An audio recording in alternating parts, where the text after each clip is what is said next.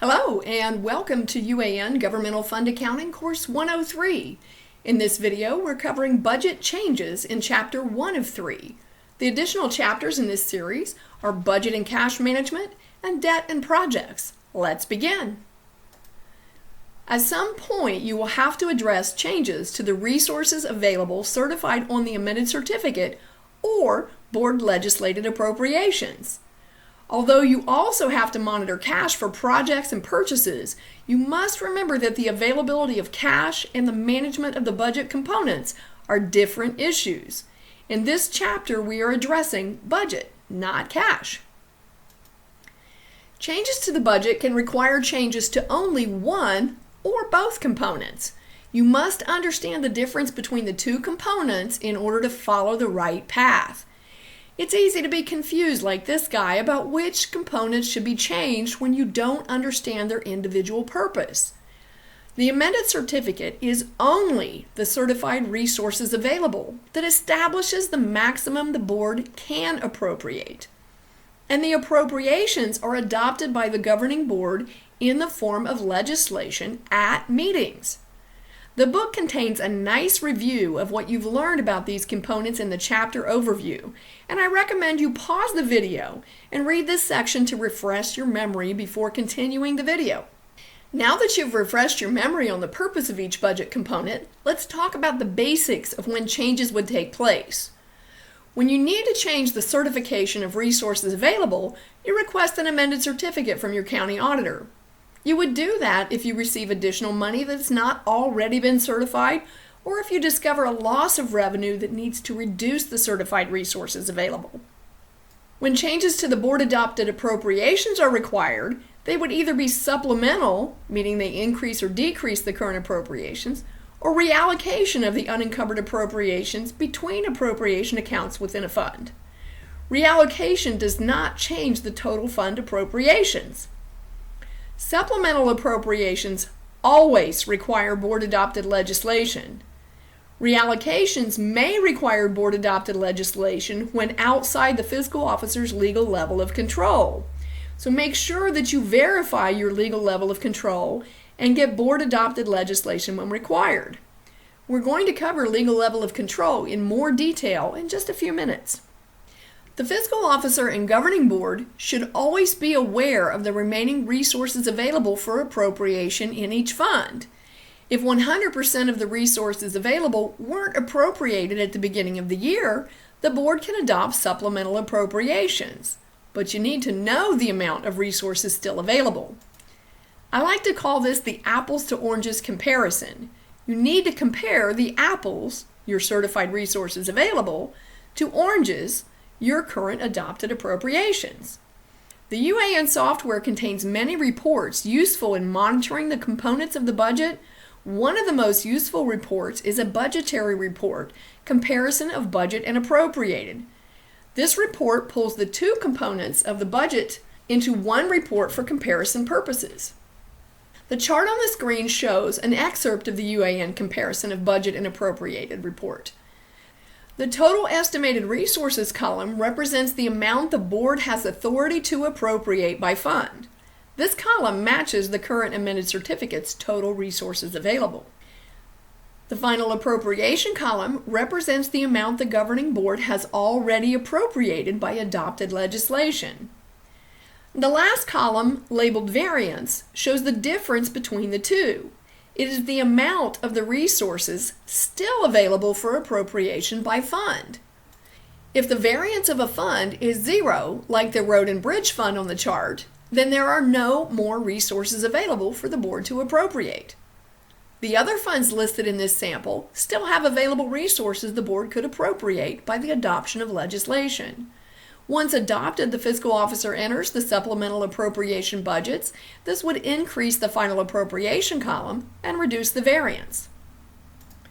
Let's say the fiscal officer has received some new money, meaning they receive money that has not already been certified on the amended certificate as resources available. Wait a minute. I don't think I would recommend you go about it this way. Oh, okay, that's a better sample. You receive a check, sometimes lots of money, that you didn't know you were going to receive. Substantial amounts of new money should cause you to evaluate your current revenue estimates and request the new money be certified on a new amended certificate. These requests vary county to county, so I recommend contacting your county auditor's office to discuss how they want these requests submitted. Do they have a form? Do you outline the request in a letter? Can you fax the request, or do you need to mail or hand deliver the original? You need to know when your new amended certificate will be certified. Do they have specific meeting dates in the month, or will they be certified as soon as the request is received? You need to find out these details from your county auditor. Let's explore new money and requesting an amended certificate further. So we received a check that represents money not already certified on our amended certificate. You immediately deposit the check in the bank. And if your current revenue accounts don't provide the proper classification of the new money, and this often happens, you look at the Uniform Chart of Account revenue codes and add the new account. And if you aren't certain what revenue account to use, always give local government services a call. Now you post the receipt to the correct revenue account. So we put the money in the bank by depositing the check, and we increased your fund cash balance by posting the receipt. But this has nothing to do with the budget components. This is all cash management. The budget component is often neglected as a separate step in the process. The new revenue needs to be added to your Certified Resources Available budget component. How do you do that? Well, you submit a request to the county auditor for an increased amended certificate. Do we do this every time we receive new money? Not always. When we receive new money, we have to consider if it's significant enough to request an amended certificate at this time. Should the fund's certified resources available be increased? If the additional resources are not needed for appropriation, and it's an insignificant amount, I can wait until the next time I need to request an amended certificate and include the smaller amount at that time. You should always review the revenue budget balance of all of the revenue accounts in the fund to make sure if you need to reduce the certification of new money by any obvious shortfall within the same fund. If the new money needs to be appropriated by the board or it represents a significant amount, you must request your county auditor to issue an amended certificate. UAN support often gets a call at this point. The fiscal officer says, I posted the receipt and I requested an amended certificate and I have it in my hands, but the UAN software won't allow me to enter the supplemental appropriations adopted by the board. What have they forgotten? To enter the supplemental revenue budget in the UAN software. The amended certificate is the paperwork required. The new money budget entry must also be entered in the UAN software as a supplemental revenue budget. So the software also increases the resources available to match the new amended certificate. On the screen is our sample revenue ledger for the license and permits from an earlier session. The revenue budget balance column shows we've received $160 more than the $1,000 revenue budget. This is an insignificant amount. In addition, this is a consumer-driven revenue type, so I could, but I also may not, receive more permit revenue this year. I'm not going to request an amended certificate each time I post another zoning receipt. Before I would request an amended certificate increasing my general fund's estimated revenue by $160, I had better check my other revenue accounts in the general fund and make sure they're on track. Other revenue accounts may be receiving less than anticipated at this same point in the year, so be careful not to increase your resources available by an insignificant amount on one revenue account when other revenue budgets are falling short. I'll show you a snapshot of that evaluation before the end of this subject. Now this revenue ledger shows a significant receipt of revenue over the original $118,000 estimate. We've received $13,989.42 more than we anticipated. The board would probably want to make some plans for this new money, but remember it would have to be certified as resources available first. Posting the receipt increased the cash and funds.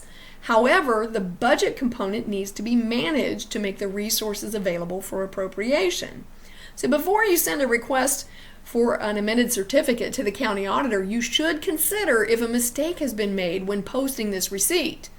If the real estate tax distribution shows this significant a difference between the revenue budget and the actual receipts, you should check the distribution on the memo receipt to make sure another fund's money wasn't improperly allocated to the general fund.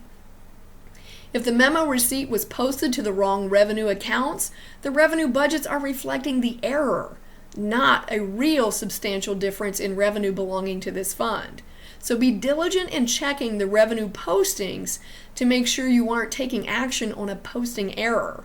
For our sample, we're going to say that this amount truly belongs to the general fund and no mistakes were made. Even with this significant amount of new money, I would compare other revenue accounts in the general fund to make sure that they are on track before requesting an amended certificate for the full amount. The salary of townships' elected officials, unlike the village, library, or special districts, is set by Ohio Revised Code and is based on the certified resources available on the current amended certificate. This means that sometimes when you certify new money on an amended certificate, the elected officials of a township received a higher rate of pay. Therefore, township fiscal officers should always check the Ohio Revised Code pay scale against each amended certificate. Again, village, libraries, and special districts do not have the same situation. Their pay rates are set by local legislation, not by Ohio Revised Code like townships. So we've covered certifying new money on the amended certificate, but there are also circumstances that require a reduction in certified resources available. For example, when a source of revenue was included on the amended certificate, and then you find out now the revenue will not be received. The resources available are overstated, and you should request an amended certificate reducing the resources available. Township fiscal officers need to be mindful of how a reduced amended certificate affects the pay scale of the township elected officials. Yep, that's right. This township fiscal officer realized they're getting a pay cut. The governing board needs to be notified. The fiscal officer brings the reduced certified resources available to the governing board's attention, explains that the reduction placed them in a lower pay scale, and now the township trustees understand this required change will reduce their pay. So townships must always compare the current pay scale to a new amended certificate, especially when the certified revenue is reduced. Again, villages, libraries, and special districts do not have the same situation. Their pay rate is set by local legislation, not by Ohio Revised Code like townships. So now let's look at what happens for all entity types when requesting a reduced amended certificate. Another problem that may arise when attempting to reduce your resources available is a lack of sufficient variance. The board may have to adopt legislation reducing appropriations before you can request a reduced amended certificate. So let's explore this further so you understand the problem and how it must be resolved. Let's lay out a sample. You know that the amended certificate establishes the maximum amount the board can appropriate. The taxes and other sources columns on the amended certificate are equal to the revenue budgets in the UAN software. A reduced amended certificate will reduce the maximum the board is authorized to appropriate. Here's where you may run into a problem. In our sample, the board has already appropriated 100% of the amended certificate maximum. The appropriations locked down the resources available. There is no variance in this example, no difference between the resources available and the appropriations. Therefore, the full resources available have been locked into place. Requesting a reduced amended certificate at this point will create a compliance violation. We will have adopted appropriations in excess of the new amended certificate, and that's not allowed by law. In this example, the appropriation component of the budget has to be reduced before the resources available component can be reduced. At the next meeting, the fiscal officer advises the governing board about the loss of revenue and the certified resources available must be reduced. But before this can take place, the governing board must adopt legislation reducing appropriations. The legislation is adopted, the negative supplemental appropriations are entered, and this moves the appropriations away from the maximum amount, creating the required variance. Now the fiscal officer can request a reduced amended certificate establishing a reduced maximum. This reduction used the variance. So again, there's no more variance, no difference between the total resources available and the total appropriation by fund. Now let's go back to that comparison of budget and appropriated chart for a review. It should make more sense to you now. Remember, this report pulls the two components of the budget into one place for comparison purposes. So when you have to reduce your amended certificate because you found the estimated revenue is overstated, this report will show you if you have a sufficient variance to reduce the amended certificate without the board having to adopt a reduced appropriation legislation. You can see how important it will be to know and understand the variance in your funds. You see on the chart that the Road and Bridge Fund is an example of the scenario I just presented, where there was no variance available, requiring the governing board to adopt legislation reducing the road and bridge appropriations, creating the variance, before I could request the county auditor to issue a reduced amended certificate. But let's look at the funds that have sufficient variance. We'll take the general fund for example.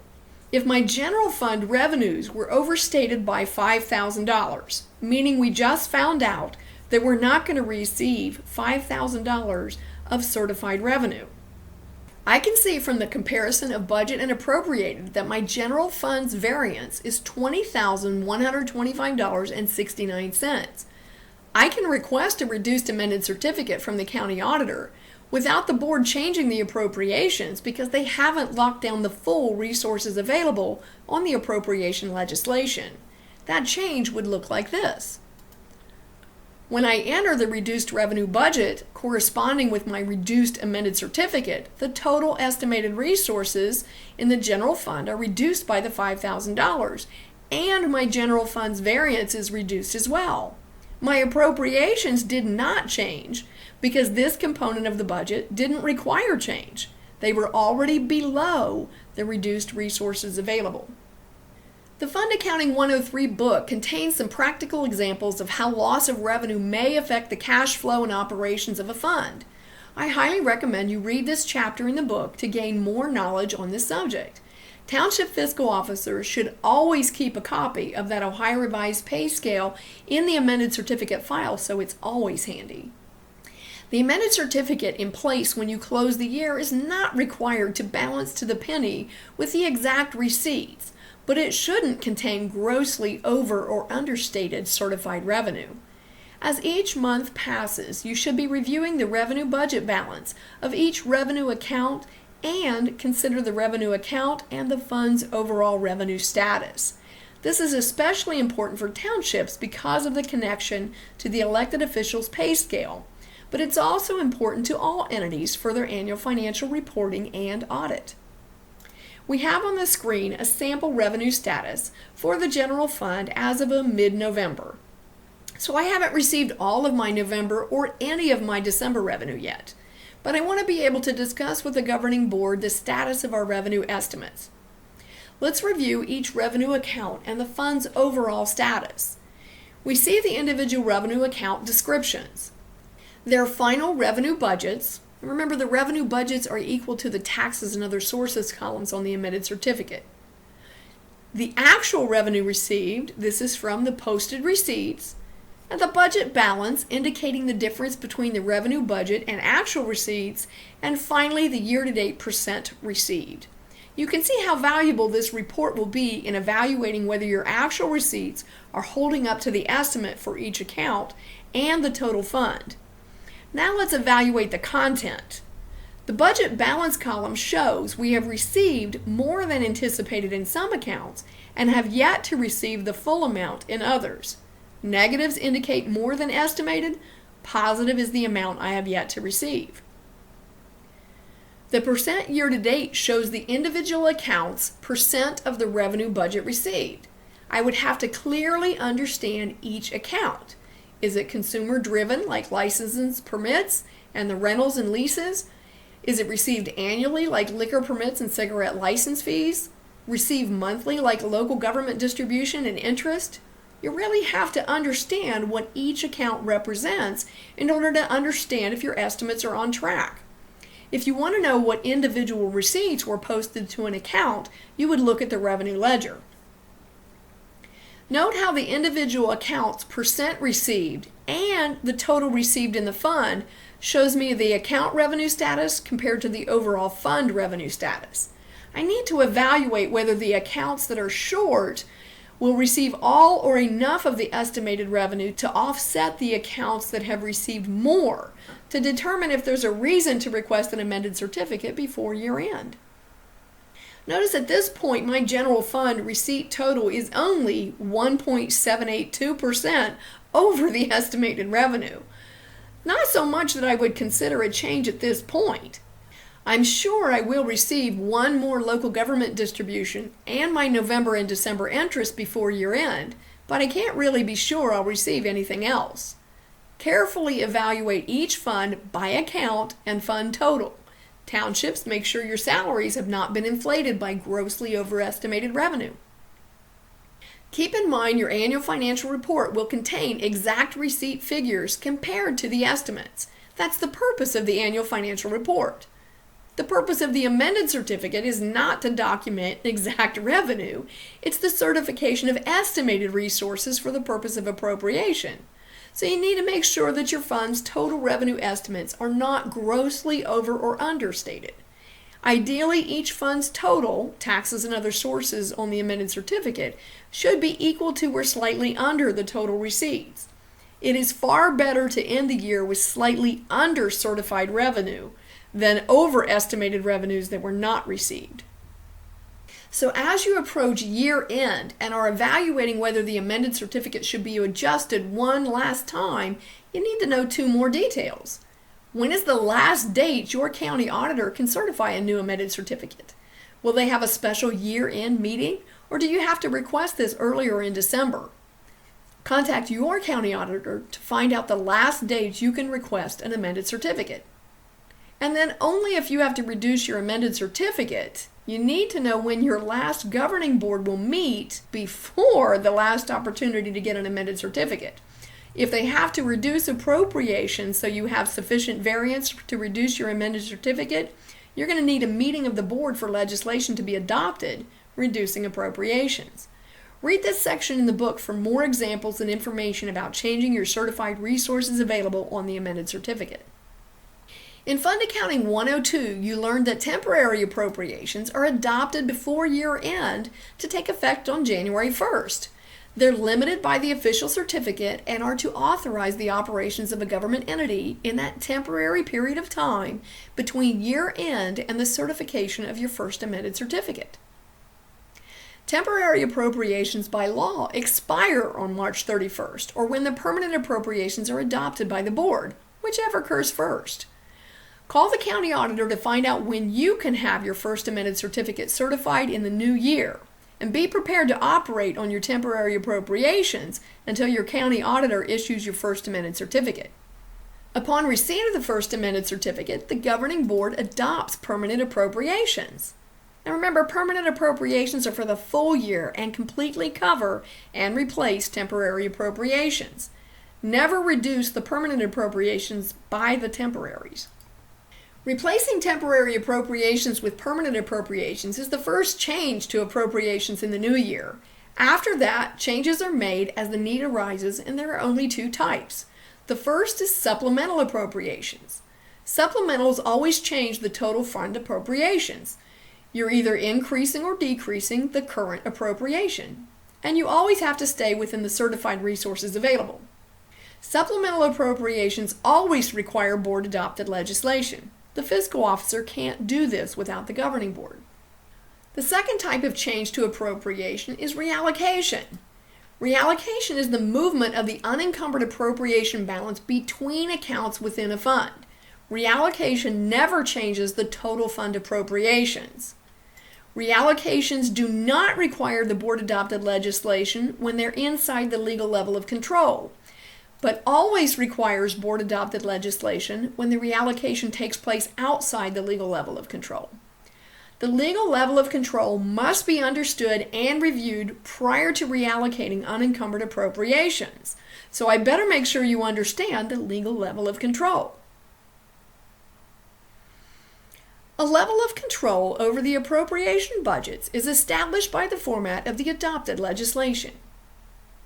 I realize that was about as helpful as a knock on the head, but give me a chance to build on that thought.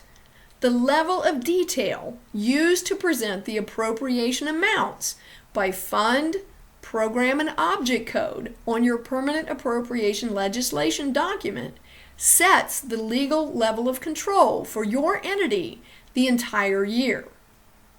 Now I've got you thinking. Let me develop this a little bit further. Appropriation legislation documents vary entity to entity, and therefore the legal level of control varies entity to entity as well. Often the governing board and fiscal officer are not aware the legal level of control is established by the format used on their legislation. The legal level of control does not change your appropriation account structure. It simply establishes the level of control of the fiscal officer and governing board over reallocation of unencumbered appropriations. Nothing else. Ohio Revised Code states that the legislative body of a local government may not delegate its authority to establish appropriations. The detail established in the annual appropriation legislation determines the legal level of control. It cannot be changed once it's established, not by motion or additional legislation. Well, what does that mean? UAN support personnel are often told by fiscal officers, "My board made a motion or gave me permission to do this whenever I needed it." Clearly, Ohio Revised Code does not permit the board to delegate the legal level of control once they've established the legal level of control.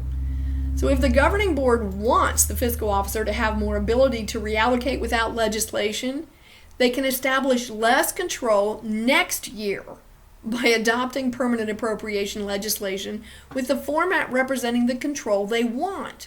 But you're stuck with what you've got this year. Let's look at some format examples and what that means when reallocations need to take place. In the book under this section, you will find a helpful review of appropriation programs and objects to help you understand the language used in this discussion. I recommend you pause the video and read through this material so the video will make more sense. I'll give a short version for the video purposes. When I say fund, I really mean fund, not appropriation accounts. And just in case you're thinking if you appropriate the total resources of the fund as a total, you can forget that. It's not permitted.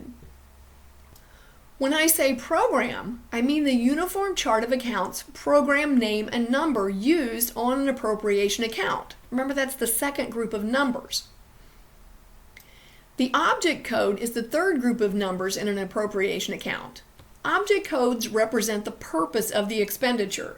So when we're talking about objects within the subject of legal level of control, it can mean several things. It could be the object level presented on legislation as a group of object types combined together. It could also be objects separated by different types, objects presented at the summary level, or objects presented at the detail level. So you need to understand the format presenting the appropriations may have several accounts grouped together to form one amount, even though your appropriation accounts are at the summary, subsummary, and detail level. So just like the amended certificate groups revenue accounts into taxes and other sources and presents them as only two amounts, you still enter revenue budgets on your individual revenue accounts. The appropriation legislation format can be the same. There can be groups of accounts combined and presented as a total, creating the authority to reallocate between the accounts. You still enter your appropriations to individual accounts. So that's the language basics. Now let's understand a major point. One of the purposes of the permanent appropriation legislation is to format the appropriations at the level the governing board wants to keep within their control. Ohio Revised Code requires the governing board to retain control over some reallocations, but not over every single appropriation account. This format offers the most appropriation accounts for reallocation within the legal level of control, but it's rarely used. It is the same format used on the annual tax budget.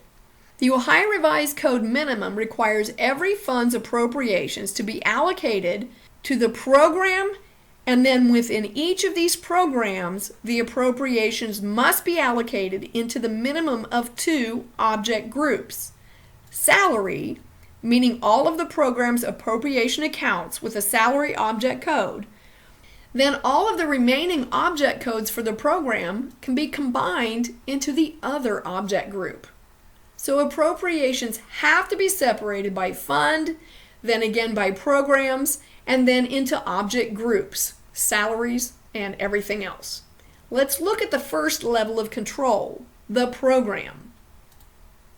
In a fund with multiple programs, the Ohio Revised Code minimum level of control requires the governing board to retain control over all appropriations made to each program. The fiscal officer has no authority to reallocate appropriations between different programs. This will require legislation every single time reallocations need to be made from one program to another. Now we're looking at a closer view at one of the programs within a fund. It has both object groups, salary and other. And here's where the Ohio Revised Code allows the governing board to give the fiscal officer some control. The fiscal officer has authority to reallocate between appropriation accounts within each presented object group. So if the salary group contains multiple salary accounts, the fiscal officer can reallocate between them. However, if the salary group only contains one salary account, the fiscal officer has nothing to reallocate to. That would be limited. The other object group contains many appropriation accounts, from the employer's share of Medicare and retirement, insurance, contracted services, supplies, many more. It's really all other object codes except salary. This provides the fiscal officer with the legal level of control to reallocate all appropriations within the presented group without board-adopted legislation. But the fiscal officer has absolutely no authority to reallocate from one account in the salary group to an account in the other group, or vice versa. The governing board always has to adopt legislation to authorize the fiscal officer to reallocate between these two groups. Again, that's the minimum level of control required by the Ohio Revised Code. Let's take a look at some common examples of how appropriation legislation may be formatted and what that means to your legal level of control. A common format for appropriation legislation is to use the See Attached clause. The fiscal officer uses a standard form for the legal language for appropriations and then types in the words "See Attached." The document that's attached to the legislation has been generated from the UAN software by entering the appropriation budgets for each appropriation account, and it's usually the appropriation budget or the appropriation status report. While this method is very easy for the fiscal officer, the format of the attached document contains appropriations at the individual appropriation account level. Therefore, the legal level of control is set at the individual appropriation account. The governing board must adopt legislation for every single reallocation throughout the year. You can't get any stricter than this. The governing board and fiscal officer are probably not aware they established this level of control. And our last example of common legislation format is the appropriation book some of the counties still provide. Many counties aren't doing this anymore.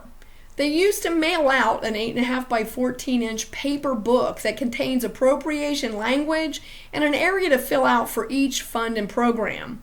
The format of this book is less strict than the See Attached clause, but it's still stricter than the Ohio Revised Code minimum. It separates each fund into programs, the same as the Ohio Revised Code minimum, so the same rules apply at this level. All reallocations between accounts in different programs require legislation.